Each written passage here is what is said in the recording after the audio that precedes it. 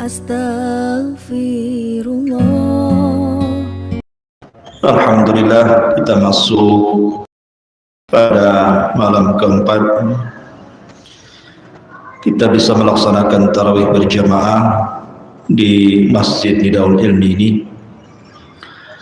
Salawat dan salam kita hadiahkan kepada Rasul kita Nabi besar Muhammad sallallahu alaihi wa ala alihi wasallam. Malam ini kita akan membahas satu akhlak Nabi sallallahu alaihi wasallam, dan tentu akhlak Rasul sangat layak kita contoh, terutama di bulan Ramadan.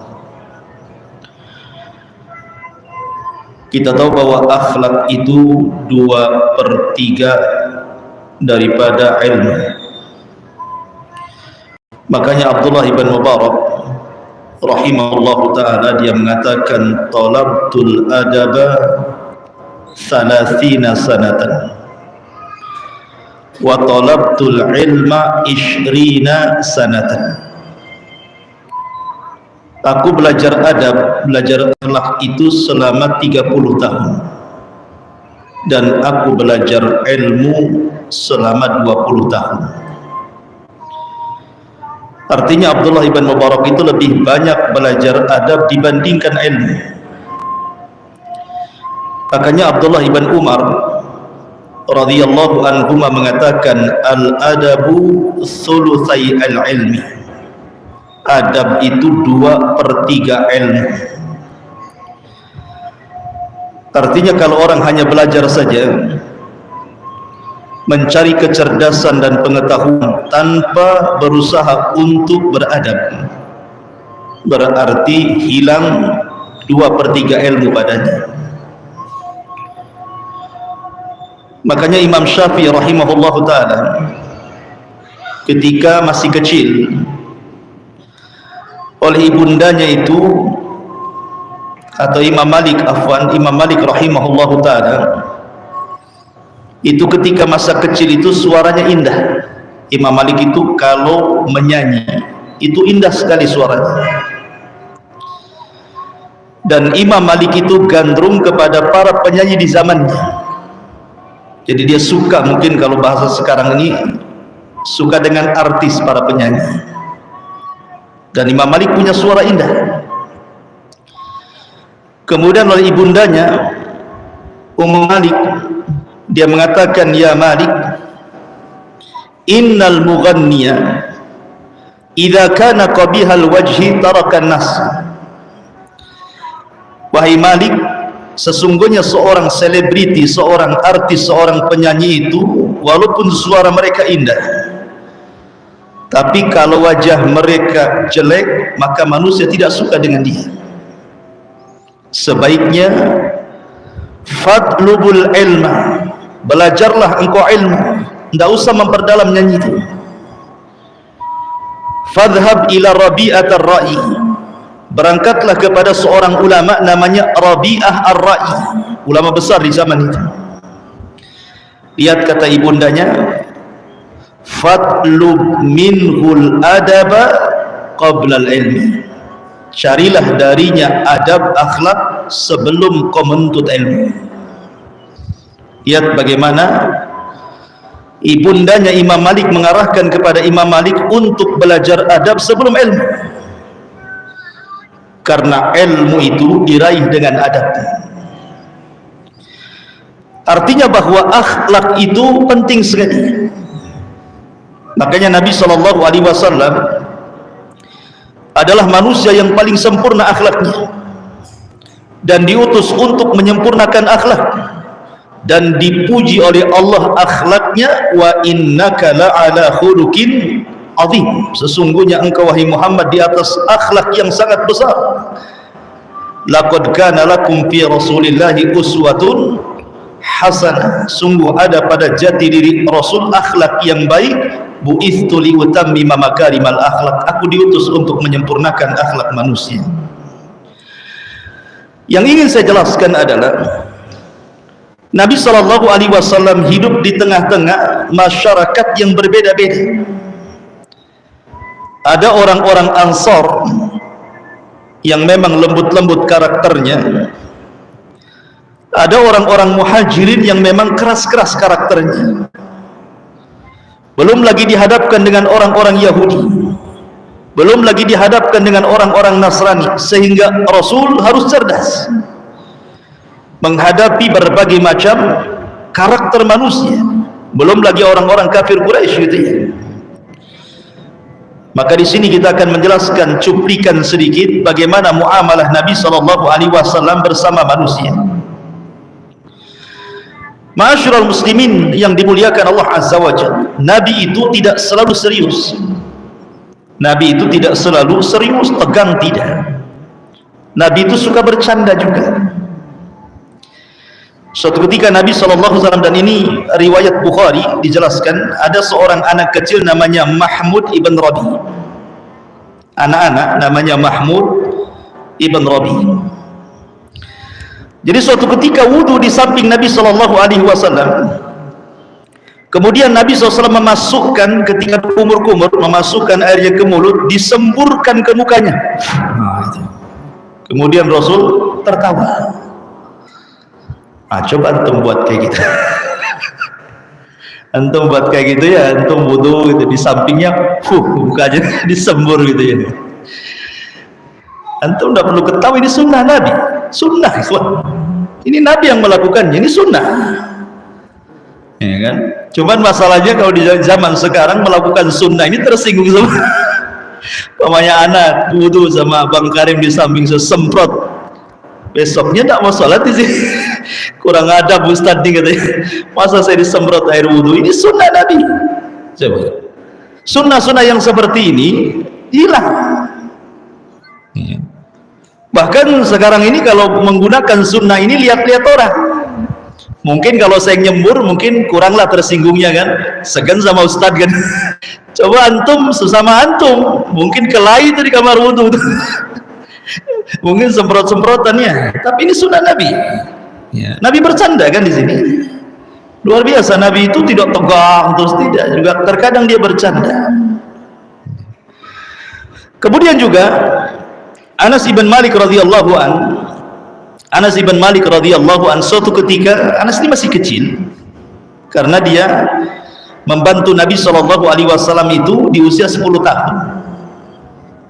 Ibundanya Anas ibn Malik, Rumaisah bintu Milhan, itu menikah dengan Abu Talha. Maharnya Islam, karena Abu Talha itu kafir, suka dengan ibunya Malik ibn Anas ibn Malik. Walaupun Abu Talha ganteng orangnya, kaya orangnya, terpandang orangnya, tapi dia kafir, ditolak oleh Ummu Anas ini. Kemudian mensyaratkan, kalau engkau ingin menikahi aku, maka maharnya keislamanmu. Makanya kemudian dia masuk Islam, dan itulah mahar pernikahan Abu Talha dengan Rumaisah bintu Milhan, Ummu Anas ibn Malik radhiyallahu anhu.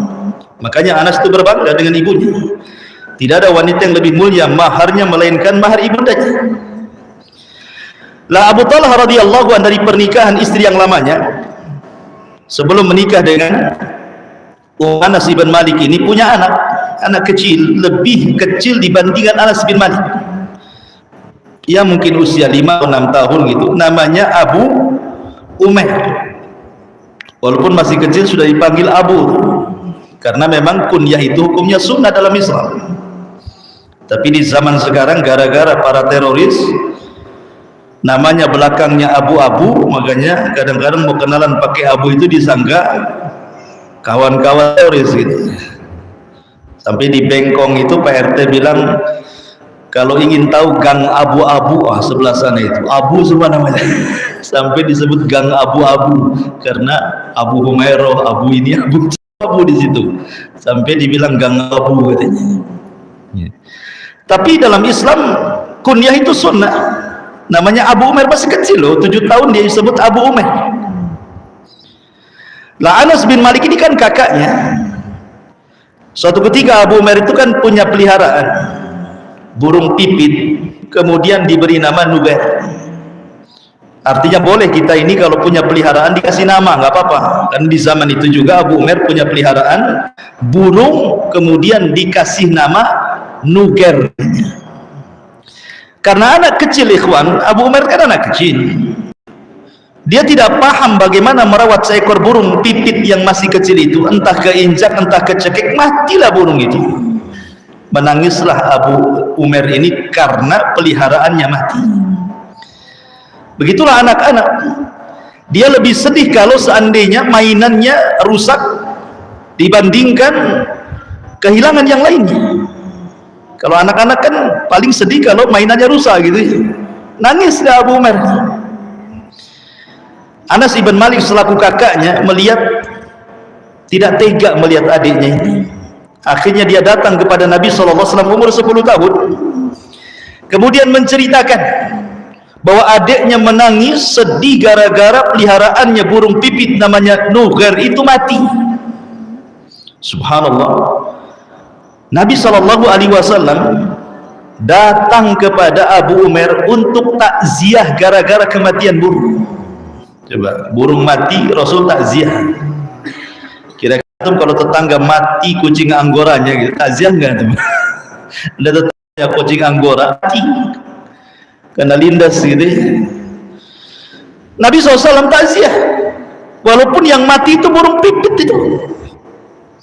Kemudian Nabi SAW menghibur Abu Umair dan mengatakan, ya Aba Umair, ma fa'alan Nughir. Riwayat ini dalam Sahih Bukhari.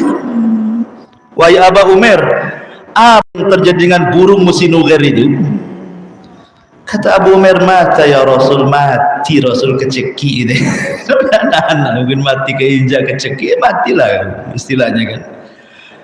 Kemudian Nabi SAW menghibur Abu Umair yang usianya 7 tahun itu. Begitulah akhlak Rasul.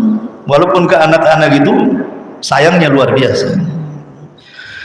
Ma'asyiral muslimin yang dimuliakan Allah Azza wa Jalla. Bahkan terkadang Nabi SAW itu bermuamalah luar biasa tanpa melihat orang sampai kepada fuqara wal masakin.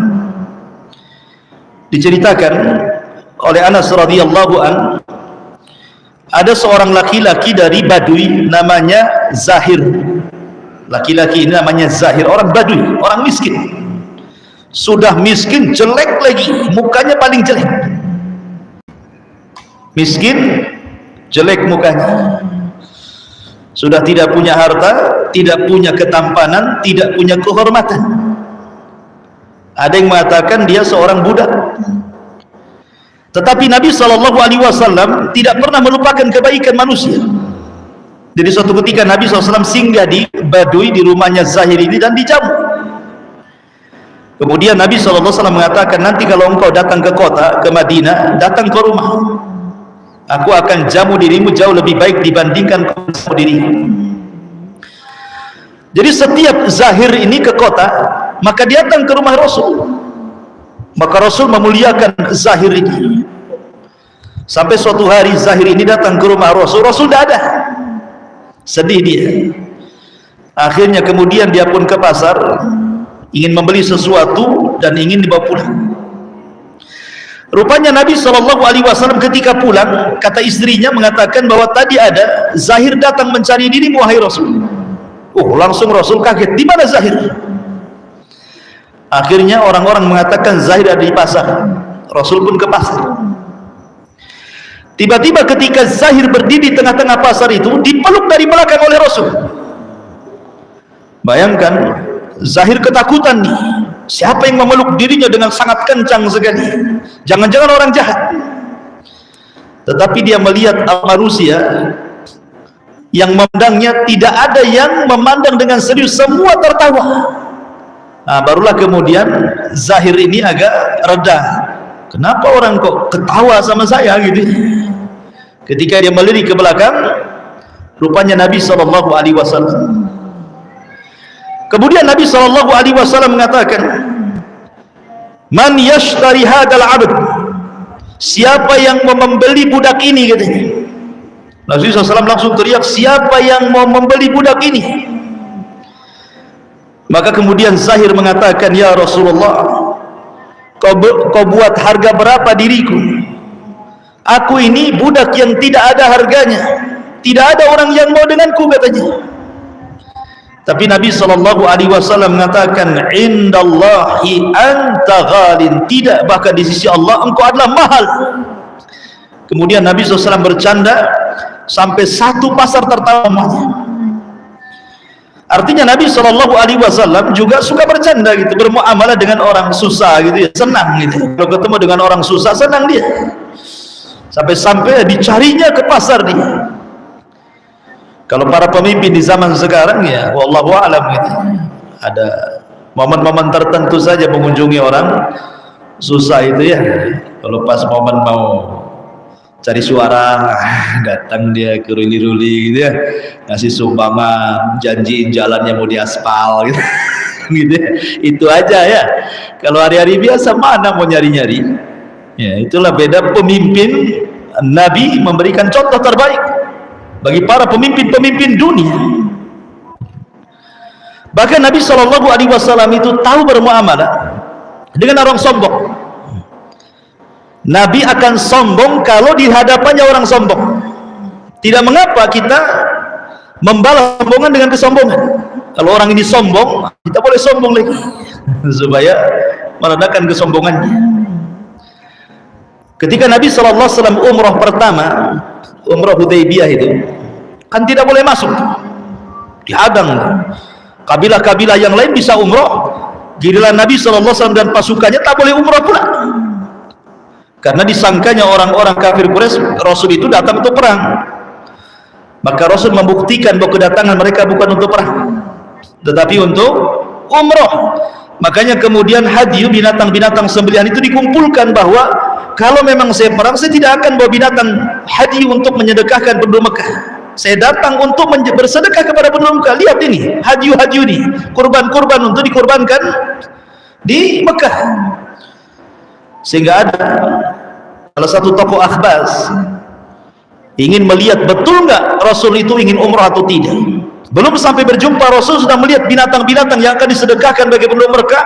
Dia datang ke penduduk Mekah, demi Allah, kedatangan Muhammad bukan untuk perang, betul-betul dia ingin ibadah dan bersedekah kepada penduduknya.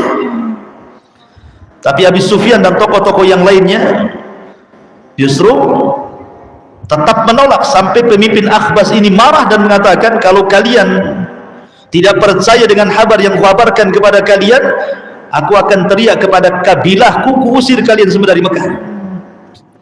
Akhirnya kemudian diutuslah satu orang namanya Urwah Ibn Mas'ud Al-Thaqafi, orangnya sombong, pemimpin kaum, sombong lagi, ingin berdialog dengan Nabi SAW. Ketika Rasul dari kejauhan nampak ada Ibn Mas'ud Al-Thaqafi, ini orangnya sombong, pemimpin kaum, maka Rasul juga ingin menghadapi sombong dengan sombong. Kata Rasul kepada Abu Bakar, kemari, kalian harus duduk berdiri di hadapanku. Akhirnya Abu Bakar, Umar, Utsman berdiri layaknya Rasul seorang raja. Kemudian Mughirah bin Syu'bah langsung di samping Rasul menggunakan baju besi dengan pedang. Kalau dia seorang pemimpin, maka aku juga pemimpin. Nah, gitulah. Nah, dari sini boleh seseorang itu mensikapi orang sombong dengan kesombongan. Ketika datang, Urwah itu sudah ngomong tinggi, tinggi sekali ngomongnya. Tapi Abu Bakar Siddiq radhiyallahu anhu kemudian berusaha membantah, akhirnya semakin reda kesombongannya, sampai ketika kemudian dia diancam, dia mulai melembutkan kata-katanya, ingin mendekati Rasul dan hendak memegang janggutnya. Begitulah orang Arab, kalau melembutkan hati saudaranya itu dengan dipegang janggutnya. Jadi kalau lagi marah orang Arab itu pegang janggutnya, itu lemas. Kalau antum lagi marah pegang janggut, disangka maunya ke antum marah balik gitu. Orang Arab begitu, kalau lagi marah pegang janggutnya, lembut dia. Tetapi Mughirah bin Syu'bah tidak mau rambut Rasul disentuh oleh Urwah ibn Mas'ud Al-Thaqafi. Diambil pedang sama gagangnya, ditepuk tangannya, jangan kau sentuh janggut Nabi. Dipandangnya Mughirah, kan nggak tahu karena pakai baju besi, pakai helm besi, nggak tahu siapa gitu. Dua kali mau menyentuh janggut Nabi, dipukul lagi sama gagang pedang, sampai 3 kali. Sampai keempatnya Mughirah mengatakan, kalau kau sentuh keempat kalinya, kau pulang tanpa tangan, katanya. Akhirnya Urwah mengatakan, ya Muhammad, siapa orang ini? Kasar sekali katanya. Gitu ya. Aku kan delegasi Mekah, kok kasar sekali orang ini? Dia mengatakan dia adalah ibnu ammik, anak pamanmu, Mughirah ibn Syu'bah Ats-Tsaqafi, dari Tsaqaf, cuma dari Tsaqafi juga, dari suku Tsaqaf gitu. Oh, kau Mughirah ya katanya. Kau kurang ngajar sama pamanmu katanya. Mughirah makin marah gitu ya. Tapi dari sini lihat, Nabi SAW bermuamalah dengan orang sombong. Rasul bermuamalah dengan sombong, dibuat sombong lagi. Terkadang perlu gitu ya, orang sombong dibalas dengan kesombongan itu, biar dia tahu siapa dia. Bukan dia saja pembesar itu. Begitulah Nabi SAW. Terkadang Nabi SAW juga dia bisa meredamkan kemarahan orang atau mengetahui bagaimana situasi manusia. Contoh ketika Rasul sakit, Rasul tahu sahabat itu sedang sedih, sahabat sedang memikirkan kondisi dirinya, sahabat yang galau gitu. Maka Nabi SAW ketika dia sakit, dia memerintahkan Abu Bakar untuk mengimami manusia. Lihat, Rasul tidak memerintahkan Umar, padahal sudah disarankan oleh Aisyah. Rasul Umar saja kata Aisyah, kata Rasul tidak Abu Bakar. Rasul tidak memerintahkan Utsman, Ali atau sahabat yang lainnya. Rasul tahu bahwa dalam posisi seperti ini harus Abu Bakar tampil. Dalam posisi umat sedang galau, sedang sedih, sedang bingung, harus ada sosok pengganti. Makanya Nabi SAW mengatakan kepada Aisyah radhiyallahu anha, muru Abu Bakrin bi an yusalliya bin nas, perintahkan Abu Bakar salat mengimami manusia. Karena Rasul tahu posisi Abu Bakar di mata para sahabat untuk menghibur para sahabat, karena memang kondisi Rasul SAW sangat menyedihkan, sudah sakit berhari-hari dan tidak bisa bangun. Itulah Rasul tahu bagaimana bermuamalah dengan para sahabat dalam situasi tertentu. Ma'asyiral muslimin yang dimuliakan Allah Subhanahu wa taala, termasuk juga Rasul tahu bermuamalah dengan orang yang keras hatinya. Jadi ketika Nabi SAW sedang menggendong Hasan dan Husain, anak kecil gitu, cucu Rasul, diciumi sama Nabi. Adalah orang Badui datang kepada Rasul dan mengatakan, Rasul, saya itu punya 10 anak, tidak pernah saya cium mereka. Maka Rasul mengatakan, jangan, ciumlah anak-anak. Jangan sampai hatimu tidak ada rahmat. Irhamu man fil ardi sayarhamukum man fis sama. Kasihi orang yang di bumi, maka yang di langit akan memberikan kasih sayang kepada. Jadi Rasul bagaimana tahu gitu ya, orang ini keras gitu. Sama seorang laki-laki yang datang kepada Rasul minta nasihat. Rasul tahu karakter ini, orang ini suka marah, suka emosi.